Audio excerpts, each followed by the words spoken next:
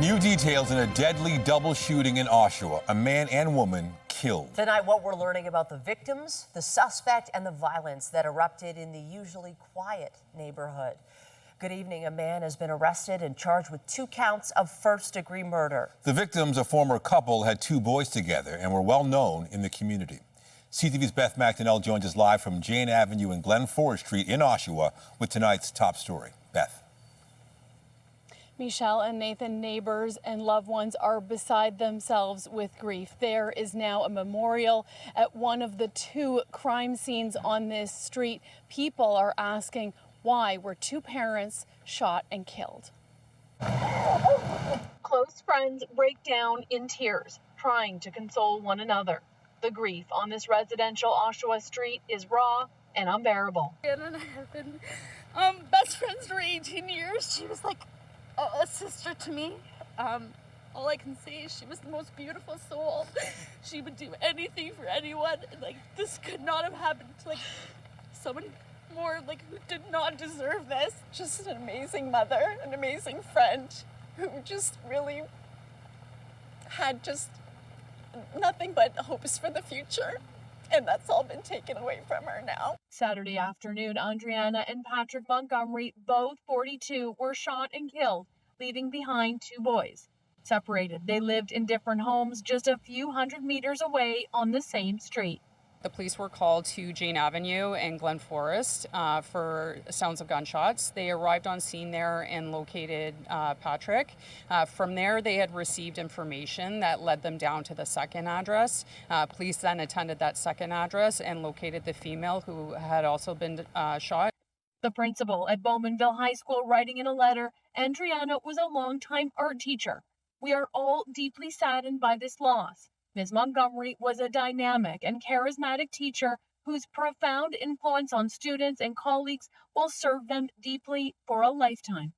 Patrick was also a teacher and a former left-winger with the Oshawa Generals. The hockey team saying in a post, "We send our prayers for healing to all those affected." I was in my backyard and all I heard was pop, pop, pop, pop, pop, pop. Adam Karam Bentley lives next door. He was getting ready for his 2-year-old's birthday party when the gunfire erupted.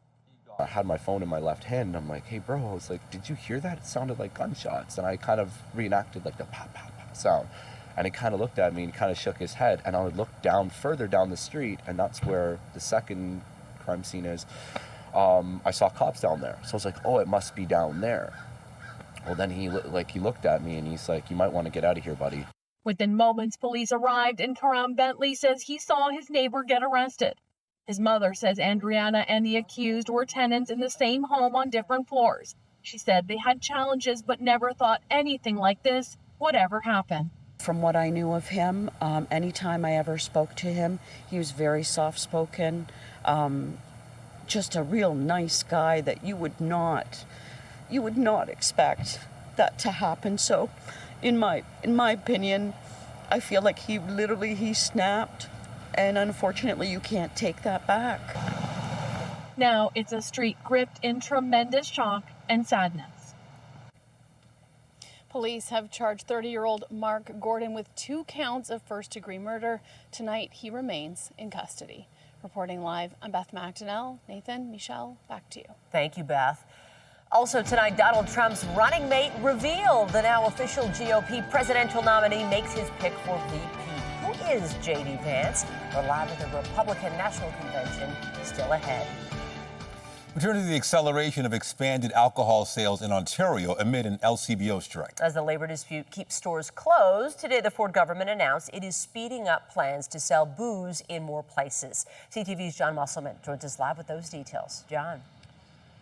That's all right, Michelle. That's 2 moves we're talking about. The government trying to put more alcohol into retail outlets and the picketers behind me trying to stop those deliveries. 2 go because the 1 is empty. Striking workers know if restaurants and bars can't be restocked, it puts more pressure on the government. That's why they are keeping these resupply trucks stuck in the parking lot of this LCBO warehouse. This is where restaurants and bars get provided. Right now, we're on the side of the road preventing trucks from coming in and trucks from going out. Today, Peel police were called in when security complained the trucks were not being allowed out. This driver explains what's been going on here for the past week. Most of the trucks are loaded. They're just not letting us go out. They usually let us out around 4 in the afternoon when it's too late to do any deliveries. So we end up just going back home. After talking to police, it was agreed that one truck would be allowed to pass the picket line about every hour, but it is far from business as usual. As this was all playing out on the picket line, the province announced it will speed up plans to bring more beer and ready-to-drink spirits to 450 grocery stores beginning this Thursday. It accelerates the government's plan by 2 weeks. Quote, "This is an important milestone for grocery retailers and consumers alike as we continue our work modernizing Ontario's alcohol marketplace." Premier Doug Ford says this is about giving the people of Ontario more choice, and he blames the union leadership for the ongoing strike. They need to come to the table. We put the LCBO put an offer on the table. We have yet to see the leadership of OPSU come to the table. The union fired back today, accusing the government of bad faith bargaining. Quote, "The bargaining team is prepared to return to the bargaining table as soon as it is clear that Ford and the LCBO are prepared to bargain in good faith, a future that will protect good jobs, protect public revenues, as well as create more stable and permanent jobs."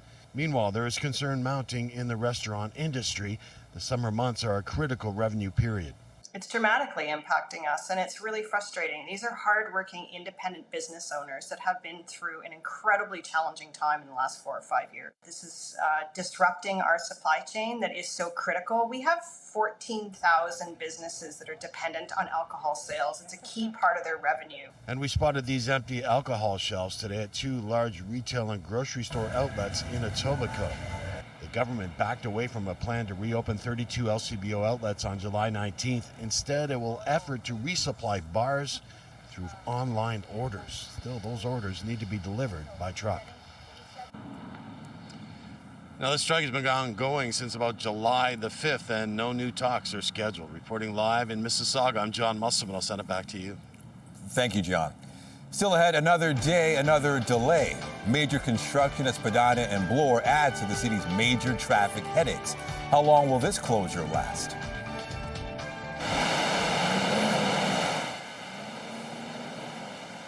Did you get caught in a scene like this today? There were several downpours in the GTA. The rain really heavy at times. There was even some flooding at a couple of subway stations in Toronto, including St. Patrick's Station and Christie. Trains were forced to bypass with the TTC closing those stations. And here's a live look outside tonight. Looks like the sun is shining on Nathan Phillips Square, but more showers could be on the way, as well as more hot summer weather. And don't forget the humidity. Jessica Smith is here with a look at the current conditions. Hey, Jess. Hey, it was a bit of a soaker today, on and off. We have these really heavy moisture-laden systems. They come fast and furious. They dump a significant amount of rain, and then they are gone. We had 2 waves today. We're done with both of them now, and the sun has come out. But we're still looking at some issues as we make our way further east, as this round of rain pushes its way further east. Still really hot for us, but we are done with the heat warnings for now. Still a few holding on down towards Windsor. Now, temperature-wise, we felt a little bit of a cool down when that rain came through, but it was short-lived. But the bulk of that system really has continued to push its way out of the GTA, and behind it, cooler air, but it's still really humid outside. We're sitting around 26. It feels like 34, still really warm for a lot of folks. And in towards that southwestern corner through Windsor, because they're still in that heat warning, they're at 30 and it feels like 38. As we head in towards the evening, we are close to seasonal, not quite there, but as we head throughout the week after the next round of rain tomorrow, it ushers in a much more stable air mass. Coming up, your full forecast right now. Back over to Michelle. Thank you, Jess. A big headache for drivers in the 401 in Mississauga. A crash has resulted in a major backup. OPP say 3 vehicles were involved here. One of them a flatbed truck that was carrying large tankers that came loose and are on the highway. This happened near the Dixie Road underpass. Tonight, all eastbound express lanes of the 401 are closed. Traffic in the collector lanes is getting through, but it is really slow. Of course, Toronto has no shortage of traffic troubles, and today things got worse for downtown drivers. A major intersection was closed for construction, adding to the gridlock and all the frustration that comes along with it. CTV's Sean Leithang joins us from Bloor and Spadina with the story. Sean. Well, Michelle and Nathan, you can see the work happening behind me, and what also you can see behind me is pedestrians trying to move around it. You can see there's buses being diverted, and ripping up the pavement at the intersection of Spadina and Bloor has people in the area feeling. Doesn't matter where you go, there's going to be construction.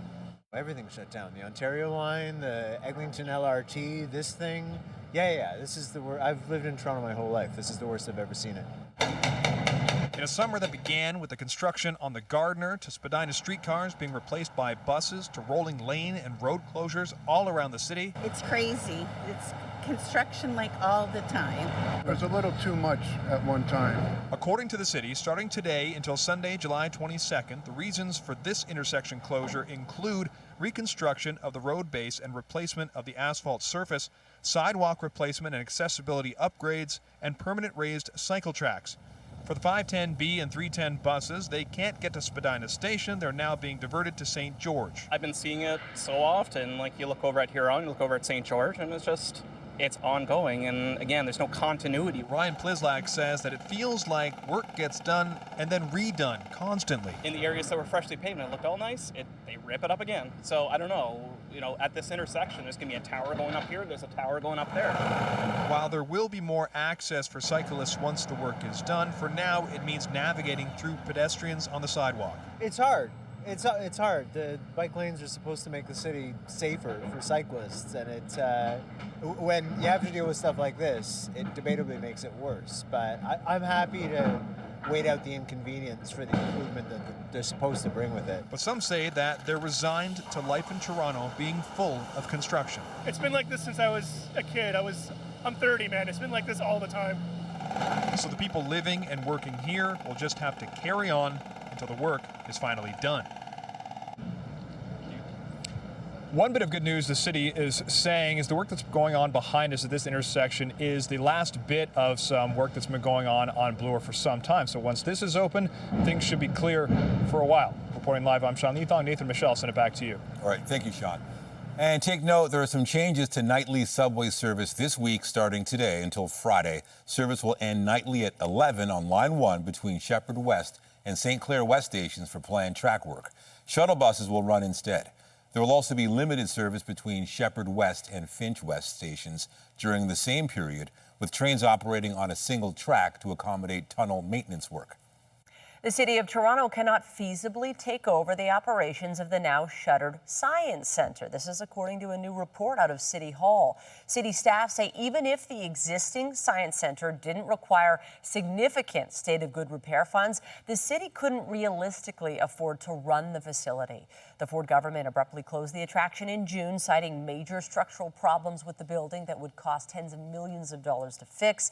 City Council had asked staff to examine whether the city might be able to assume control of the site, which sits on municipal land.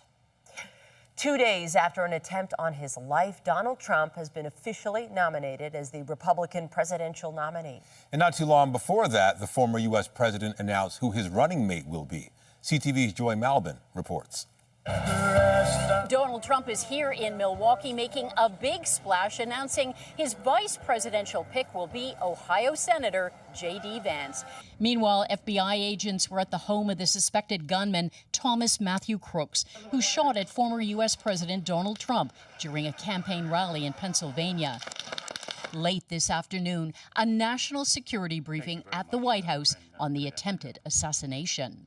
An independent review of the incident will be conducted, one that will examine the Secret Services and other law enforcement actions before, during, and after the shooting.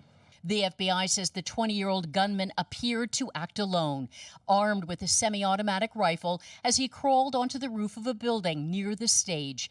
Police found several possible explosive devices in his car and at home. Law enforcement sources say the shooter's rifle was purchased legally by his father in 2013. What investigators have not found is evidence of mental illness, a criminal record, or any links to extremist groups. They're still searching for a motive. For those attending the Saturday rally, it is a scene they won't soon forget. I watched mothers shield their children from bullets. He's got a gun! According to the FBI, the gunman fired multiple rounds from a rooftop roughly 150 meters away outside the secured perimeter. A Secret Service sniper positioned just behind the stage killed the shooter. But now it is the Secret Service forced to answer questions about security failures. Director Kimberly Cheadle saying in a statement the Secret Service is working with all involved, federal, state, and local agencies to understand what happened, how it happened, and how we can prevent an incident like this from ever taking place again. U.S. President Joe Biden has ordered an independent review, and Republican lawmakers vowed swift investigations. And a big legal win for Donald Trump today. A Florida judge dismissed the classified documents case against the former president, saying that the special counsel did not have the authority to prosecute the case. All this just hours before the start of the convention. Even Donald Trump was said to be surprised. Joy Melvin, CTV News, Milwaukee. And CTV News chief political correspondent Vashi Kapelos is covering the Republican National Convention in Milwaukee. She joins us live now from inside. Vashi, what a whirlwind it's been since Saturday. Trump is now officially the nominee, and he's got his running mate. Talk to us first about J.D. Vance and what this pick means for the race. Yeah, I think it's a pretty big point in the race following, of course, the awful events of the weekend. J.D. Vance, a young senator, as Joy mentioned, from Ohio. I was speaking earlier today with Canada's ambassador to the U.S., Kirsten Hillman, who is here for the RNC as well. She says she's met J.D. Vance on a number of occasions and that he knows Canada pretty well. She actually feels pretty optimistic about Canada's chances if, in fact, the ticket is successful because he is so well acquainted with our country. So that's one positive. On the negative, there's a lot of irony, right? That J.D. Vance in 2016 was one of Trump's biggest critics. At one point called him America's Hitler. That position has certainly evolved, and people at this convention whom I'm speaking with seem pretty convinced that he is as ardent a supporter of Donald Trump now, 8 years later, as they come. Interesting, though, for sure, Michelle. Injecting some youth in the race. Now, we got to talk about the attempt on Trump's life. It's no doubt permeating this event and more broadly, perhaps changing the dynamic of the race. What are you seeing on that front? Yeah, I think it's a great question. I think it remains to be seen the degree to which it does change the tone and tenor of the speeches throughout this next 4 days. In particular, of course, the former president himself, who told Fox News that he was going to, as a result of what happened, rewrite that speech and focus on unity. I will tell you, having listened to a lot of the delegates, and in particular the more official Republican representatives, the Speaker, for example, of the House of Representatives, and a whole host of other congressmen and congresswomen, they have internalized it to a certain degree. It seems like they've gotten marching orders to not be overly critical of Joe Biden. And when they are critical of Joe Biden or the administration, the White House right now, they certainly offer a caveat saying, like, I'm not trying to get too personal. My issue is with his policies. So clearly the message has been sent, and you can see that with Joe Biden as well, who my understanding is already performed a mea culpa of sorts over at one point referencing putting Donald Trump in a bullseye during his interview on NBC tonight. So it has taken hold to a certain degree. Whether that persists, however, I'm a bit of a skeptic just given how polarized the environment is in the United States right now, and certainly what the rhetoric has been like over the past few months. But it looks like everyone is giving it a good try, and certainly if anything's going to prompt them to change their rhetoric, you'd think it'd have to be an attempted assassination on a former president. It's unbelievable. CTV's Vashi Kapelos live for us in Milwaukee. Thank you. You bet. Well, the assassination attempt of Donald Trump is raising questions today over security surrounding Canadian politicians and whether increased measures are needed. That issue dominated discussion at the Premier Summit in Halifax. CTV's Judy Trin has more. Like all premiers, Doug Ford arrived in Halifax with his own security detail, along with the extra protection provided by conference organizers. I have confidence in my security detail, but no matter where you are in the world, and you're a leader, you have to be conscious of your surroundings. Take a look at what happened. After the attempted assassination of Donald Trump on the weekend, politicians of all stripes are reassessing the layers of protection around them. Look, I think all of us are going to have to do a reflection on what our current security is and whether it's going to be adequate. At the federal level, Public Safety Minister Dominic LeBlanc has received a briefing from the RCMP and CSIS about the threat level. LeBlanc would not provide information about security measures, but since the COVID pandemic, more politicians are getting their own protective detail.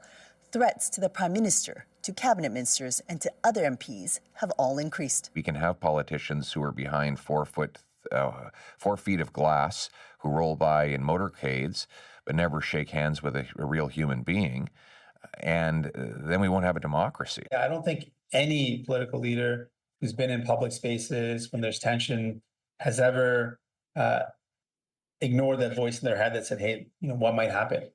Could something bad happen here? It's not just federal and provincial politics, it's also municipal politics. This past spring, Edmonton police arrested a suspect on terrorism charges for throwing a Molotov cocktail and firing gunshots inside Edmonton City Hall. Judy Trin, CTV News, Halifax. Back here at home, there were renewed calls today to open more shelter space and respite centers in the city. They came from an advocacy group that says Toronto's shelters are full and turning people away. As CTV's Rahim Ladani reports, they say it's a health issue and the situation is only getting worse. When Saleh Sheikh came to Canada 2 years ago, he spent 10 days inside this referral center on Peter Street before he was placed into a shelter. It was a shock because you don't know what's happening. You have to go out in the morning, you have to keep calling, and no one tell you what to do and how to do it. Advocates for the homeless say Toronto's current shelter system is in shambles. With the city in the middle of another summer heat wave, they fear more people will die because there's nowhere for them to find relief. A beloved community member of ours died in his tent due to pneumonia. Pneumonia, a completely treatable illness. And in this summer heat, the inside of tents are like saunas. The orange building behind me is the City of Toronto's referral center for shelters. However, we've learned that already that space inside is full, meaning anyone who arrives looking for shelter has to wait outside. The City of Toronto's Streets to Homes program provides outreach and assistance to those experiencing homelessness. However, numbers show many people are not being served. In May, the average nightly shelter occupancy was nearly 10,000 people. While the program handled on average 1,000 calls a day, less than 8 average daily calls resulted in referral to a shelter space, and an average of 220 callers were left unmatched every day that month. It is inhumane to have a situation like that where people are forced to wait outside these doors looking for a bed. That's inhumane, it's cruel. A spokesperson for Mayor Olivia Chow says the city shelter system is full as demand for shelter has increased substantially over the past few years. Presently, there are over 12,000 people in city shelters and being supported by the city through community partners. Through her advocacy last year, Mayor Chow secured funding commitments from the federal provincial governments for the Canada-Ontario Housing Benefit to move people out of shelters into permanent, stable housing. This frees up shelter space to help move people inside. It's time for Mayor Olivia Chow and the Executive Committee to take immediate steps to address this crisis. Open any available city-owned space, community center, privately leased building. Advocates are also calling for an increase in shelter spaces, the opening of cooling centers with surge capacity, and a moratorium on encampment evictions. The city's executive committee will meet on Tuesday. Rahim Ladani, CTV News. Some big news out of Hamilton today. One of North America's largest steel manufacturers is buying Stelco. And fortunately, the Hamilton-based company is not being moved. CTV's Scott Lightfoot joins us live with the details and reactions. Scott. Hamilton staple, and in announcing its purchase today, the steelmaker's new owners said the headquarters will remain in Steeltown. Many Hamiltonians are hoping all of the jobs will as well. It is more than just a steelmaker. For 114 years, it has been an integral part of Steeltown itself. As much as DeFasco meant, I mean, the city cannot thrive without it. Word today that Ohio-based corporation Cleveland Cliffs will purchase Stelco Holdings for $3.4 billion. As part of the agreement, the new owners say Stelco's headquarters will stay in Hamilton, and the company will maintain, quote, significant employment levels in Canada. For many Hamilton residents, that is the key. As long as they keep it in here in Canada, so it can all Canadians can have jobs. Well, I've worked in Stelco a couple of times, local 736 iron worker. I'm glad that they're keeping it here. It's creating a lot of jobs. It's one of those big bread and butter for us in this city. So I'm glad for that. I just wondering if they're going to fire the current employees or keep them. I guess that would affect our economy and our community. So if they fire them, then that'll suck big time. But if they don't, then I guess it won't really matter. The company currently operates 2 sites in Ontario, a steel mill at Lake Erie Works and a coke plant and finishing operation at Hamilton Works. The company came under U.S. ownership back in 2006 when U.S. Steel acquired it, and in 2014, America's second-largest steelmaker put its Canadian operations into creditor protection. Some residents worry about what would happen if the new owners decide to dramatically downsize the footprint in the Hamilton area. You know, the city's born and raised, you know, it's steel town. It's, you know, like it created so much job for us economically and whatnot, so it's pretty important, I would say. In a statement, Hamilton's mayor says the importance of the steel industry in the city is immeasurable. And while the sale signifies a change, the legacy of the company, built by the hard work of generations, is immense. And the new buyer says Stelco's name and legacy will be preserved in Hamilton, and it says they plan to increase steel production over current levels. The international president of the United Steelworkers Union says he supports this deal and calls it great for the resilience of manufacturing and union jobs in North America. Reporting live, I'm Scott Lightfoot. Michelle, back to you. And coming up on CTV News, she captivated hearts as she shared her journey with millions. Canadian TikTok star Bella Brave has died at the young age of 10. The tributes and word from her parents still ahead. And it was a hot day, no doubt, and we saw bouts of rain that temporarily cooled things down, but we still saw daytime highs into the 30s today through parts of Ontario. Heading into the day tomorrow, another humid one before a reprieve is on the way through the middle of the week. Coming up, I'll have a full look at your long-range forecast. And stay with us. We have another full night of great shows for you right here on CTV.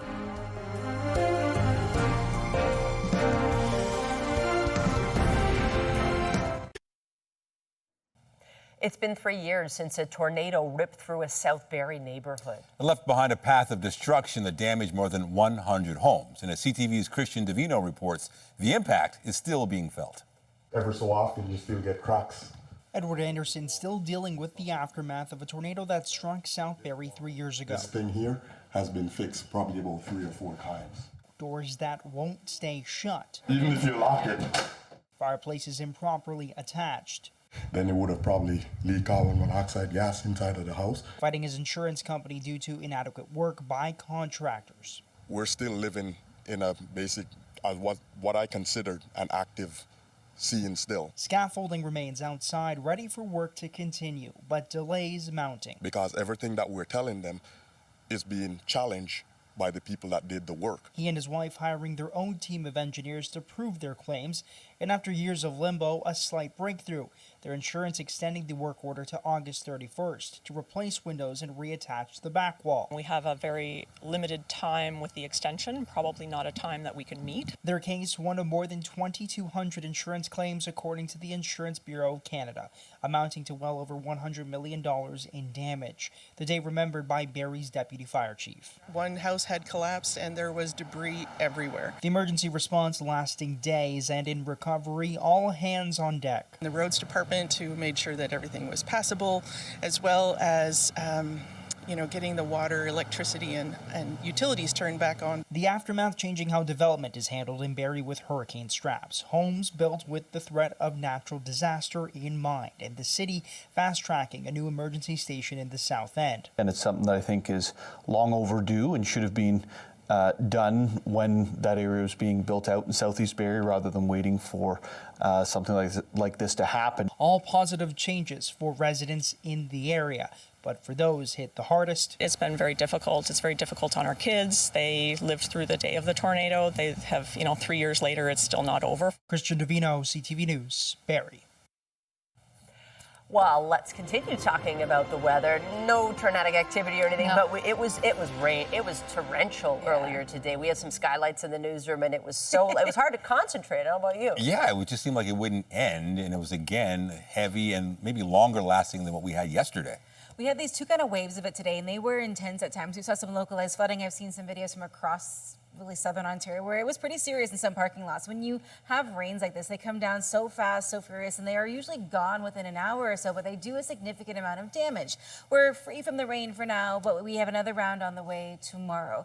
But we saw that rain come down heavy at times, and that's kind of what caused some challenges out there on the roads and for a lot of commuters. The good news is we get a bit of a break, but earlier today, this is out towards Pickering, there was a decent amount of shower activity. If you're waiting for transit, it's a little challenging, but we saw the skies kind of start to dry up just a little bit. And as we step into this second half of our day, those rainy views are gone for now. As we head into the day tomorrow, almost similar timing, we have another wave of showers that will come through before an area of high pressure, a much more stable air mass settles in, bringing more pleasant and enjoyable weather. But for now, it's still hot and very humid. We're at 26 here in the city. It feels like 34. We have a northerly wind right now, so it's kind of helping it not feel so oppressively hot outside, but that will become southerly again overnight. But it's still really warm towards Windsor. They're still under that heat warning as we head through the end of our day today. Tonight, we're holding on at 21. It'll still be really humid out there. So if it's been challenging for you the past few nights to sleep because of the heat and humidity, we don't really get a reprieve today, but things do get better as we head into the day tomorrow. But almost everybody feeling the heat as we head through the evening. Tomorrow, still warm, but we are no longer under a heat warning. We're just out of that criteria, but we'll still see a daytime high around 29. It'll still feel close to 40. So if you work outside, kids at camp, you're spending any time outdoors, lots of hydration, really important for weather like this. There's that system. It will continue to push its way east, and it will push all those alerts that we had further east into Eastern Ontario, Southern Quebec, and eventually Atlantic Canada.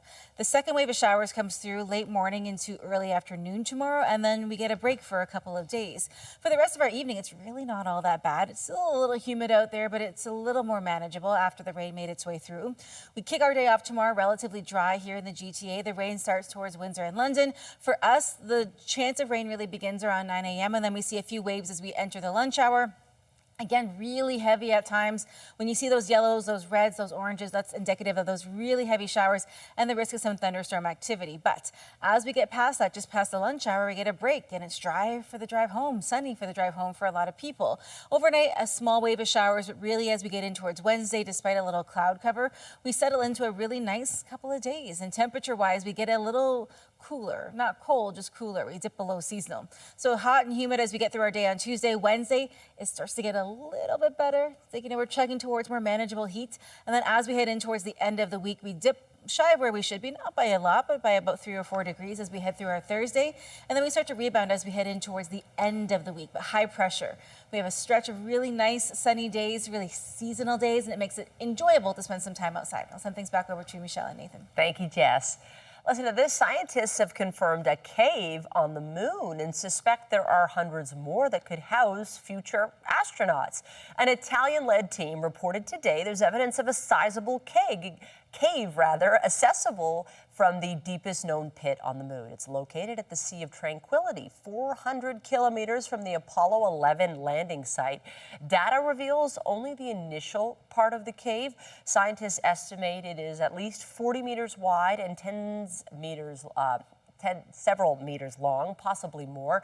Such places could serve as a natural shelter for astronauts, protecting them from cosmic rays and the sun. Also tonight, Come From Away is coming back. The long-running Tony Award-winning musical returns to Toronto. A look behind the curtain coming up. Tributes are pouring in for a special little girl who became a social media sensation. She was born with multiple medical complications, and as CTV's Pauline Chan reports, she fearlessly shared her journey with the world under the name Bella Brave. I'm Bella Brave. I'm Halsey. And this is Bella's room. 10-year-old Isabella Thompson, better known on social media as Bella Brave, died on July 14th with her parents Kyla and Lyle by her side. But her story was familiar to millions around the world who followed her on TikTok and Instagram. I want her legacy to live on. I don't want her to be forgotten. In every way that she's helped kids in similar situations. Bella was battling a rare trio of medical conditions: dwarfism, severe combined immunodeficiency, and Hirschsprung's disease, which affects the bowels. Last year, she received a bowel transplant, but then her lungs began to deteriorate. We had a really peaceful day with her before we had to intubate her.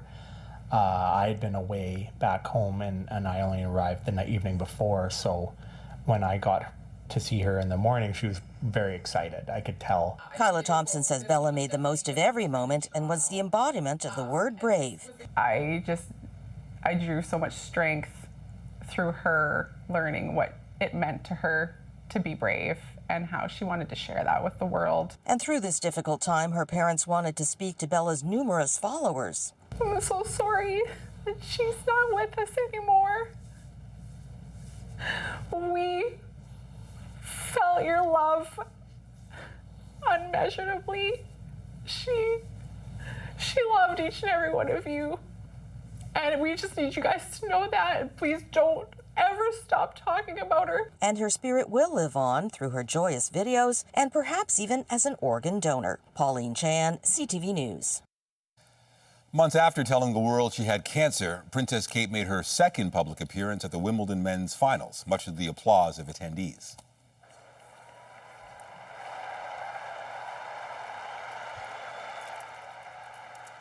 Kate took to the podium at the end of the men's finals at Wimbledon to present trophies, her second public outing since sharing her cancer diagnosis.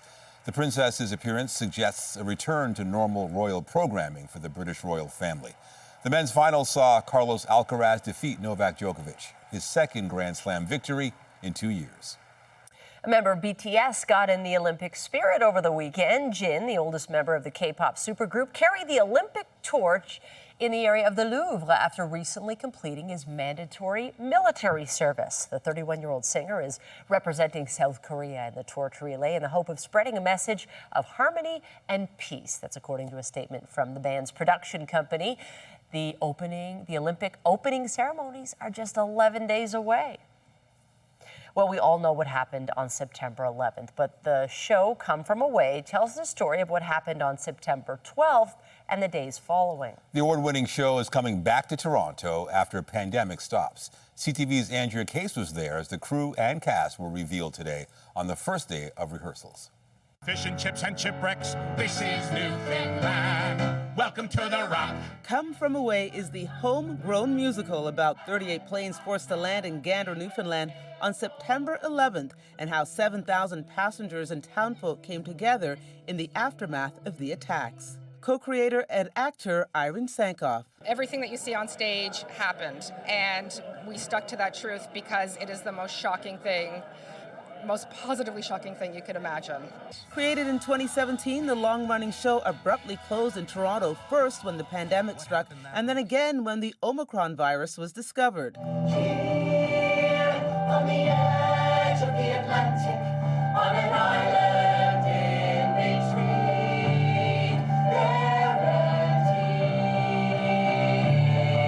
It's coming back to Ottawa and Toronto's Royal Alexandra Theatre this summer and is played to audiences around the world. Co-author David Hine. Even in Japan, they said that they don't have a connection with 9/11 as much, but they have their own 3/11, which is the tsunami and the earthquake that happened there. And so this isn't a story necessarily about 9/11. It's why we call it a 9/12 story. It's a story about how we respond to tragedies, and no matter where you go around the world, there are people who need help and people who want to help, and that's a universal story. Now, with help from the National Arts Centre in Ottawa, Mirvish is bringing the Tony Award-winning show home. David Abel is with the National Arts Centre in Ottawa.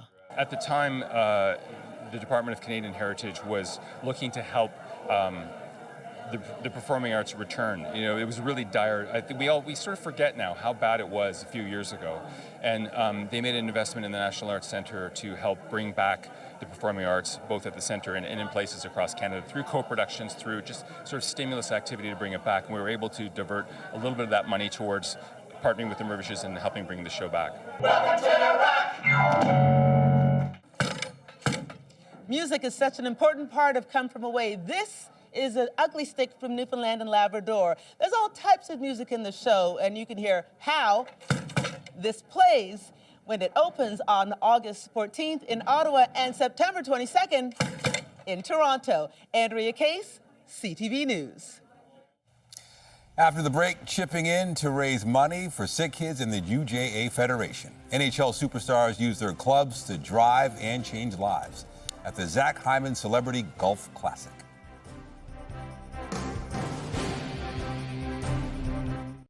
It will be another hot, humid, and slightly soggy day for campers, so packing extra rain gear and dry layers may be a good idea. Heading into the middle of the week, things will start to dry up. Coming up, we'll have a recap of your full 7-day forecast. Just an amazing mother, an amazing friend who just really had just nothing but hopes for the future. And that's all been taken away from her now. Updating our top stories, friends and family are mourning the loss of Adriana and Patrick Montgomery. The former couple was fatally shot Saturday in Oshawa. A man has been charged with first-degree murder. You need to come to the table. We put the LCBO put an offer on the table. We have yet to see the leadership of OPSU come to the table. The Premier blamed union leadership today for the ongoing LCBO strike. The union then accused the government of bargaining in bad faith. Meanwhile, the province is accelerating plans by 2 weeks to bring more beer and ready-to-drink spirits to 450 grocery stores. It begins Thursday. Everything shut down. The Ontario line, the Eglinton LRT, this thing. Yeah. This is the worst. I've lived in Toronto my whole life. This is the worst I've ever seen it. And starting today, the intersection of Spadina and Bloor will be closed for construction until July 22nd. Buses are being diverted to St. George. The work includes providing more access for cyclists, but for now it means navigating pedestrians on the sidewalk. Remember to keep up to date day and night through our website, ctvnewstoronto.ca, and you can download the CTV News app. And if you ever have a news tip, photos, or video of breaking news, let us know. The so-called Trump trade gathered momentum today. Andrew Bell of B&M Bloomberg has the details in business. Hello there. World financial markets increased bets today that Donald Trump, who escaped an assassination attempt on the weekend, will win the White House again in November. In what observers call the Trump trade, and investors anticipate that the Republicans' return to the White House would usher in tax cuts, higher trade tariffs, and looser regulations on corporations. Bonds fell on the likelihood that Mr. Trump's policies would spur growth and add to inflation. The yield on 30-year bonds topped 4.46%. The former president has backed cryptocurrencies, and Bitcoin prices jumped. Canadian stocks closed at a new record high. U.S. stocks were still slightly down from last week's highs. On the markets, the Canadian dollar traded at 73.12 US cents, down 1/4 cent. WTI oil was at $80.84, down 18 cents. Western Canadian Select oil traded at $67.33, up a cent. And the TSX Composite ended at a new high of 22,751.68, up just over 78 points. That's the latest in business. I'm Andrew Bell of BNN Bloomberg. The Business Report is brought to you by Canadian Western Bank, the bank built for business. Some Canadians are now receiving the second installment of the federal carbon rebate. The rebate returns 90% of the revenue collected by Ottawa from the consumer carbon levy. A family of 4 will get between $190 and $450, depending on which province they live in. The rebate was deposited or mailed out to millions of households in 8 provinces today.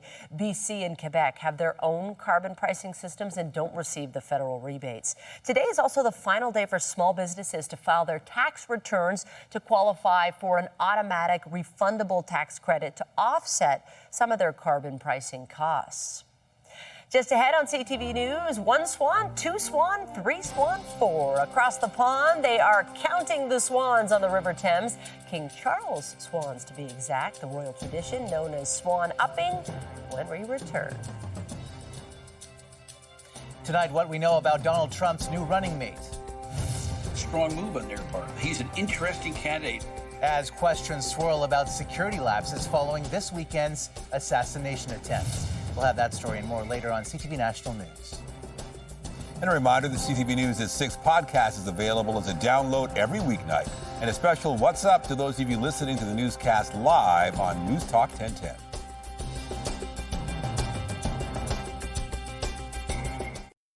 Tomorrow, the city has ground to a halt. My days have got a lot longer. And the gridlock is getting worse. And they want that resolved. The impact of Toronto's congestion crisis. Tomorrow on CTV News at 6. Finally tonight, the annual count of the monarch swans is underway in the UK. The inventory of the majestic birds belonging to King Charles dates back to the 12th century. The 5-day event is known as swan upping. Boats are packed with swan markers. They're the people who will do the job. And this serves a vital role in monitoring the health of the birds. During the 1980s, the number of breeding swan pairs decreased to dangerously low levels. A lead ban has helped restore some of the numbers, but they're still far lower than pre-Second World War II levels. The good news is early signs in the count are encouraging. That's a fun gig. Yeah, what about the rain counting? How much are we expecting? Are we done? For now. There's more rain on the way, so I'm sure for the swans, they absolutely love it. For people, maybe not so much, right? Especially if you're commuting or if you're driving anywhere. The good news is we're done for now. We can see it's pushed its way east, but there is another round on the way as we get our day started tomorrow before we get an extended break from the heavier showers. Right now, it's still hot and very humid. 26, it feels like 34. And through Windsor, it still feels like 38. So we're not really getting a break from the heat just yet, but it is on the way. As we settle into the day tomorrow, another warm one at 29, feeling like 38. But as we head into the evening, a much more seasonal low, and then we begin a slightly, and I say slightly, I mean it, like by a degree or two below seasonal trend through your Wednesday, Thursday, and into Friday. But you know what? After such a humid day today, I'll take it as we settle in towards the end of the week. Looks like there's a lot to like this week. Thank you, Jess. That's it for us, but you can join Omar Sachedina tonight at 11 for CTV National News, followed by Zoraida Allman with our next local newscast at 11:30. In the meantime, our coverage continues anytime on CP24 and online at ctvnewstoronto.ca. For Jessica Smith and the whole team here at CTV News, thanks for watching and have a great night.